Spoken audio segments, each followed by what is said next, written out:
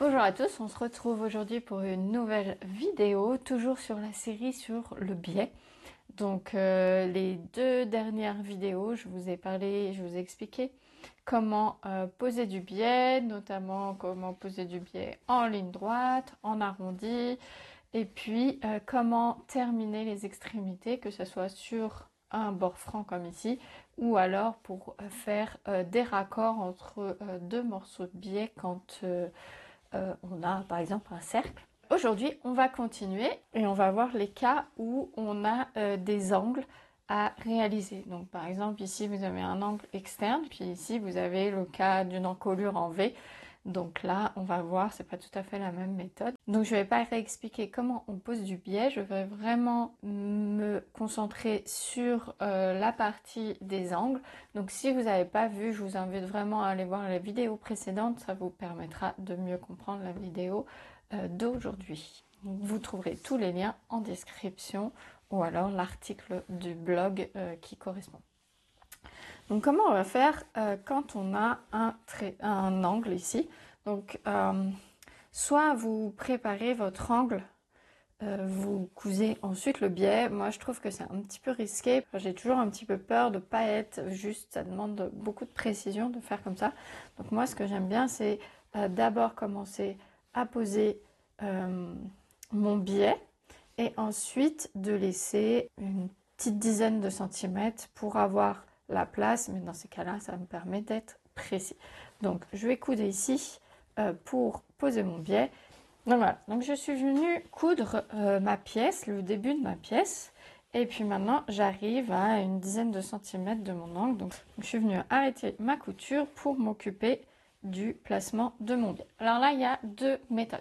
Il y a une méthode qui va être assez facile, rapide, mais la finition va pas forcément être la plus propre. Donc dans ces cas-là, en fait, ce que vous pouvez faire, c'est venir marquer ici la distance. Donc j'ai 0,9 cm. Donc pour la première méthode, je marque comme ça mes angles. Je marque l'extrémité pour savoir où on va venir.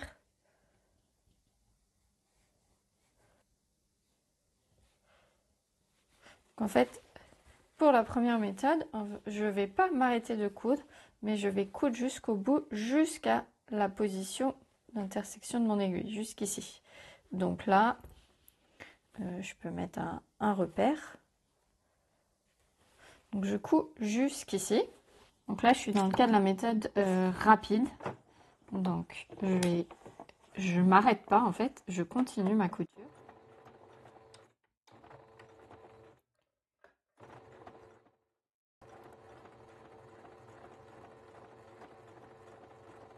Donc une fois que j'arrive à mon aiguille, je m'arrête, je sors mon biais. Et là, donc je vais enlever et je vais faire un pliage.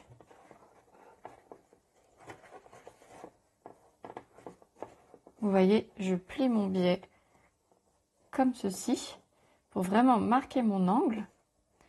Je rabats sur le côté et là, je reprends ma couture à ce niveau-là.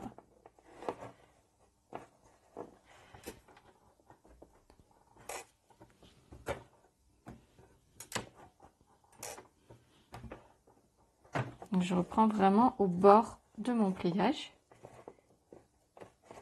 et je finis.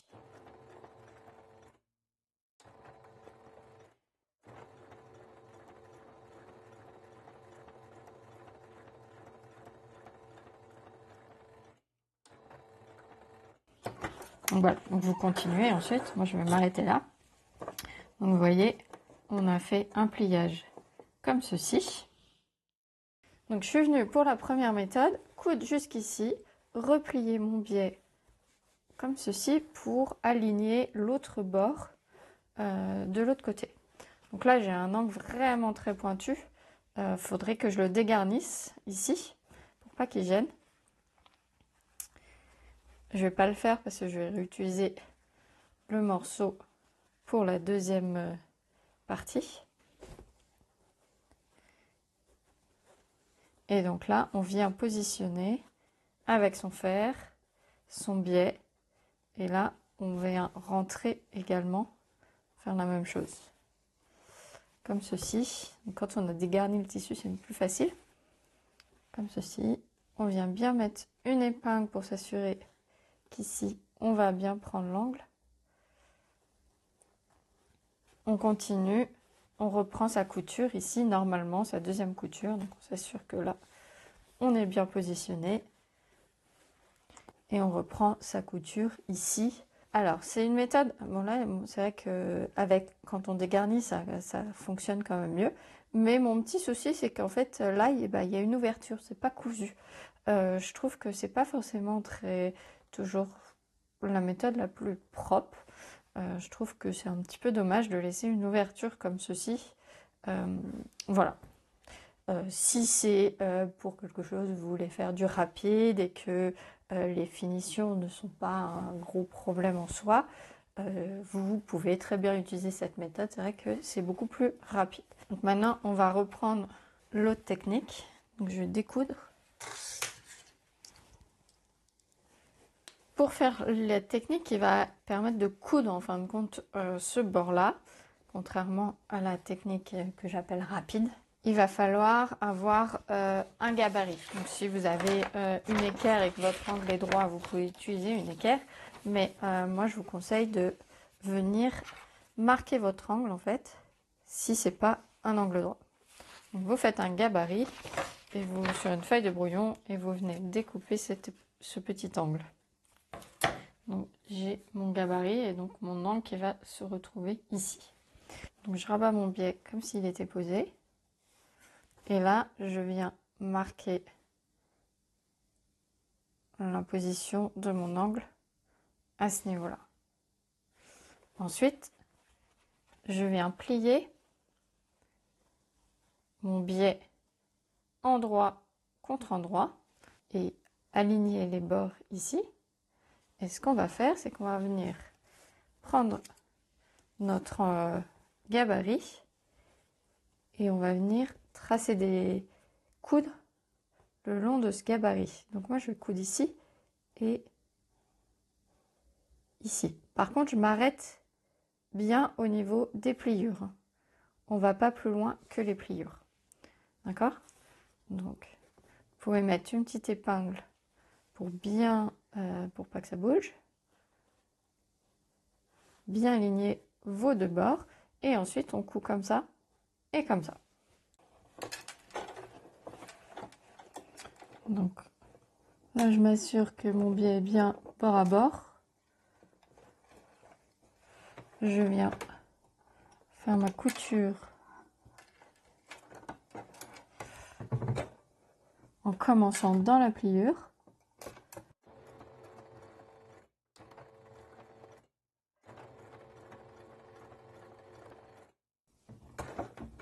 Donc là, vous pouvez ralentir en tournant avec le volant.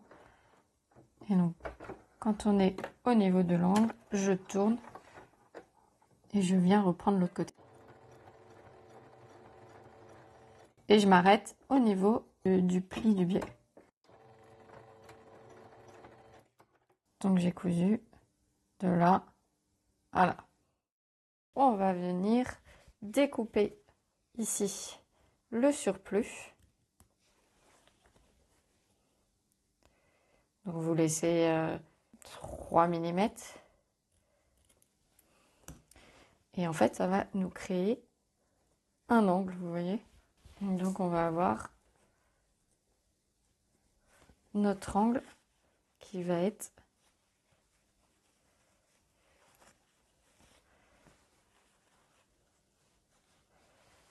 créé.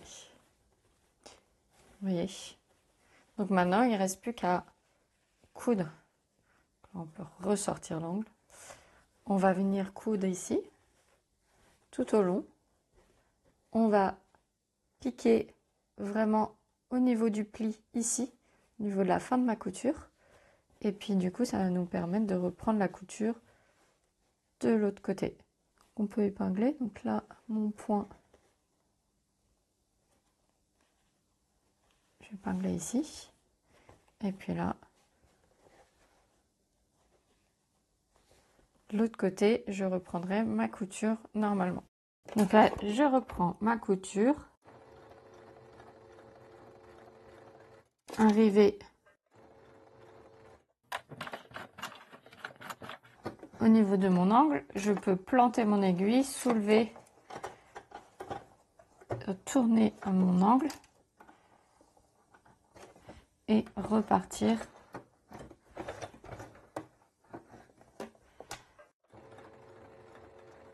Donc je repars de l'autre côté.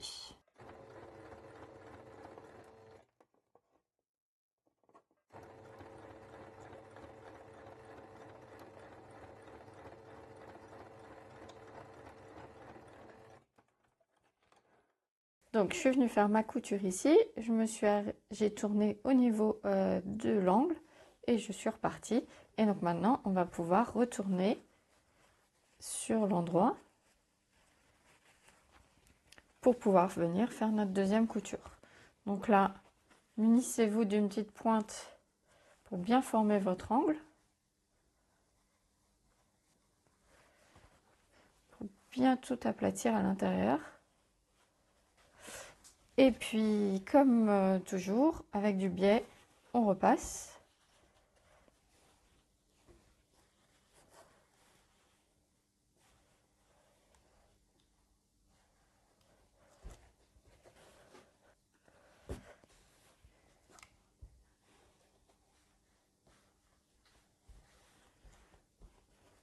Et quand on a bien repassé, qu'on est bien content de son angle, on vient faire sa couture, donc à 1 ou 2 mm ou dans la rainure. Et on tourne ici à ce niveau-là pour repartir dans l'autre sens. Et donc normalement, ça va venir prendre notre angle à ce niveau-là.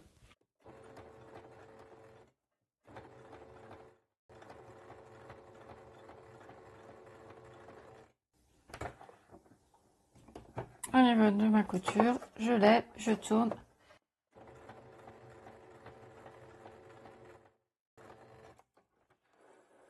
Donc vous voyez ici, j'ai fait quasi une couture rainure.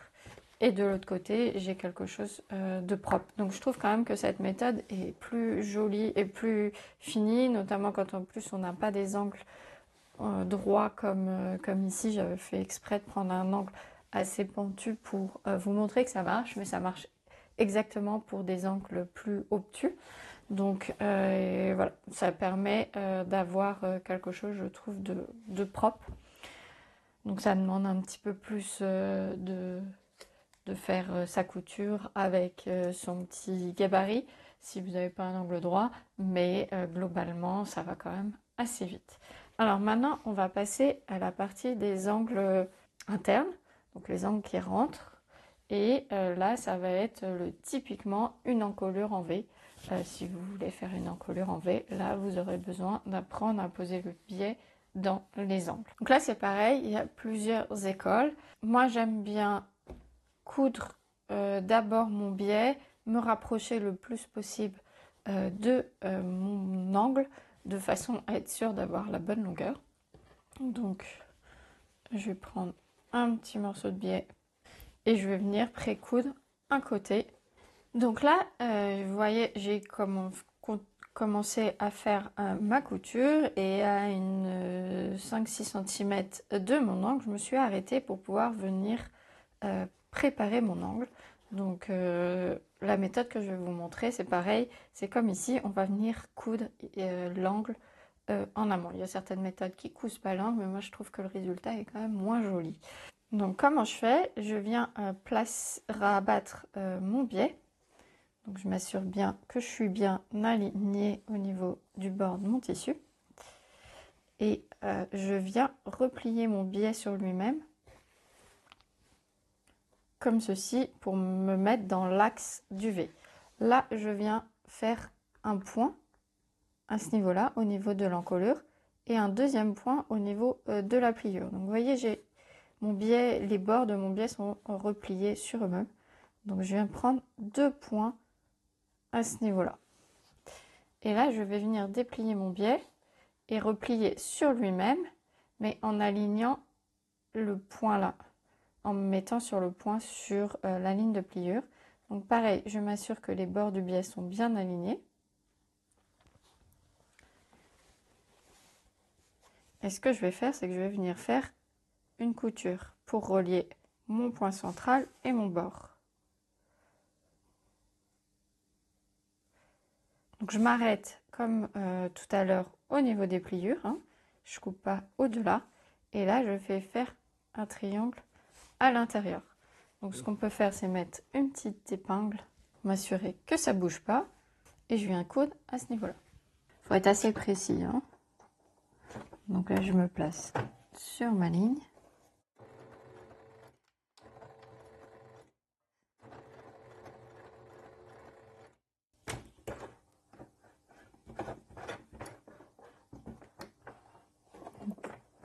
Au niveau de mon point, je plante l'aiguille, je tourne et je repars dans l'autre sens.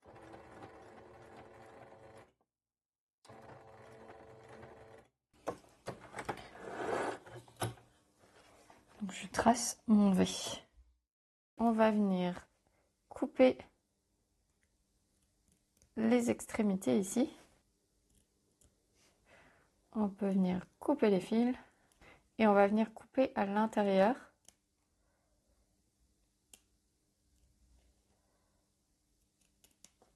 Pour dégarnir et ouvrir notre angle. Donc maintenant, il ne reste plus qu'à reprendre notre couture. Donc là, on va coudre jusque là. Ensuite, on fera l'autre côté. Je vais vous montrer ça.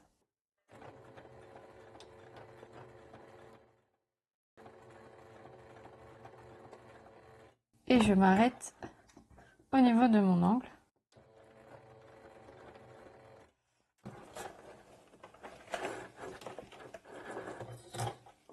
Voilà. Et là, il va falloir aligner l'autre côté. Ce que vous pouvez faire, c'est venir couper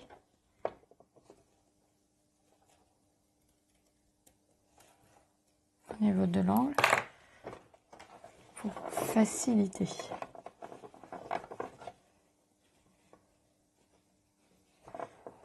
Là, on vient placer son biais. Alors, ça va être difficile de reprendre exactement la couture à ce niveau-là.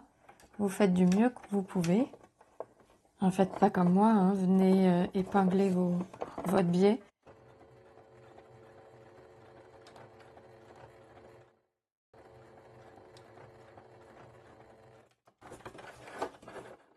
Donc voilà, donc ici, je suis venue faire ma couture. Donc couper, ça aide un petit peu à tordre un petit peu son tissu de façon à reprendre la couture suivante.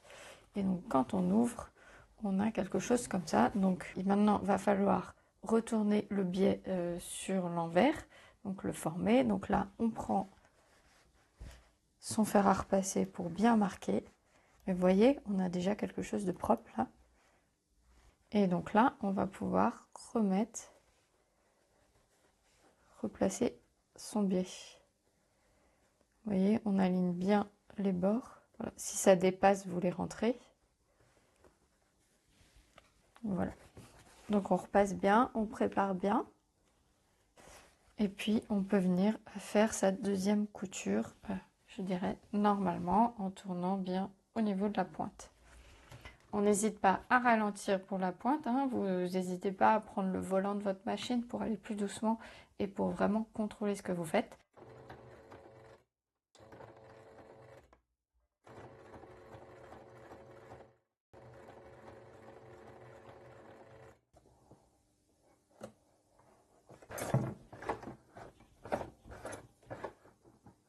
Donc là, je suis bien dans la pointe, je tourne.